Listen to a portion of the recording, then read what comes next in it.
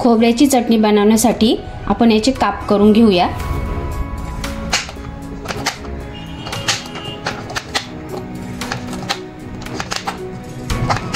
खोबऱ्याचे छान असे काप करून घेतलेले।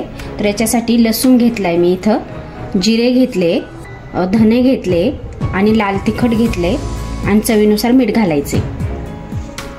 मिक्सर मधनं बारीक करून घेऊया।